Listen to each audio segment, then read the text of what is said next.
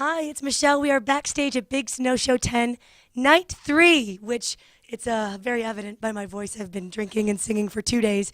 But if there's somebody who knows a lot about drinking and singing, it would be Frank Turner. So My reputation precedes me, we're apparently. even, Yeah. sir. I hope you're going to do some more drinking and singing later. I'm going to do plenty, don't you worry. Especially if you decide to whip out Merry Christmas, You Cunts, because I know that's a classic. Oh, wow. I didn't know we were allowed to say words like that. Don't worry, it's not on the here. air. But they have a Okay. big bleepy red button that they just go, she didn't say Cunts. that. They don't know There what we we're saying. We could be saying Merry Christmas, you cats. They don't know. That is what you just said, as far as I can tell.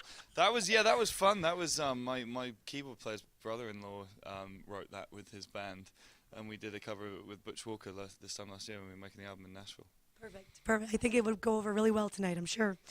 So speaking of Christmas, you happen to have a birthday 3 days after Christmas. I do. So do you, hate Christmas? Because are you the kid that was like, no, don't combine presents. I want a birthday present and a Christmas present. Don't mess around. No, I figured out the way around that quite early on, which is that you can ask your mum and dad for bigger stuff than you'd normally get by combining. There you go. So, if there was something that they normally would be like, we can't afford that, that's not going to happen, you'd be like, yeah, but... and then I also, my crazy grandma, Peggy, who was amazing, had this thing. She decided when I was born that it was ridiculous to have a birthday, and so she was going to give me presents on my half birthday, the 28th of June or whatever, and then which she would do, and then she would always forget that she'd done it by the time Christmas rolled around again. So I would always get 2 birthday presents a year of her. So Peggy rules. Peggy, I wrote a song about her. Peggy She's the blues. yeah. About buying you too many birthday presents and being broke because she forgot. That'll be part 2 of that song. Yeah, the sequel. Fantastic. Yeah, I guess we should talk about actual stuff. You don't have to. Yeah, fine. Screw it. Let's talk about socks. I can see the record label frantically. No, talk about things. Talk about the stuff.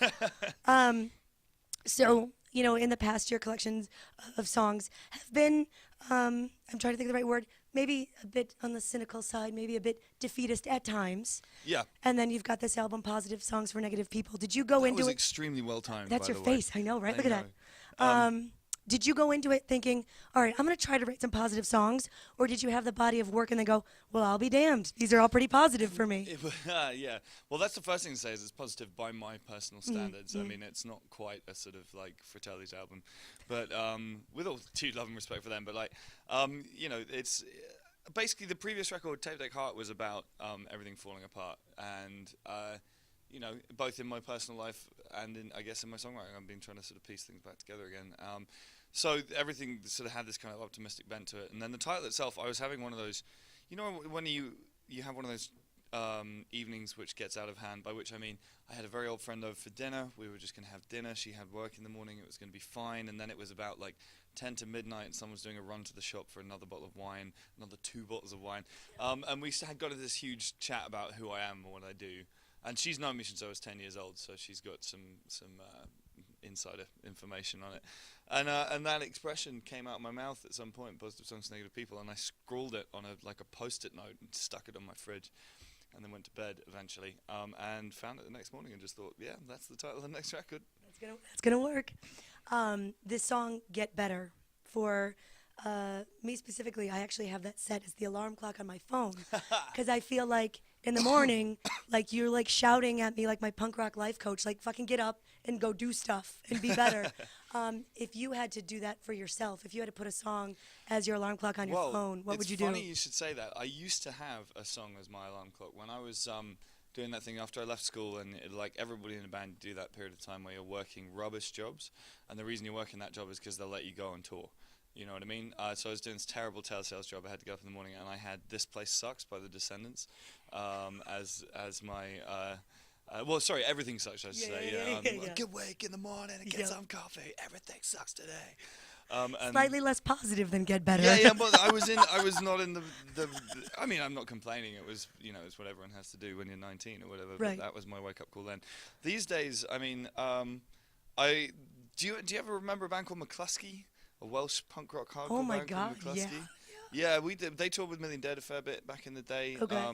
Great people. Now there's most of them are in a band called Future of the Left, who are also amazing. But there was a McCluskey song that was our touring anthem with Million Dead. The song's called To Hell with Good Intentions, but the opening line is, "My band is better than your band. We take more drugs than touring funk bands." And we used to just, my dad is bigger than your dad. He's got 8 cars and a house in Ireland.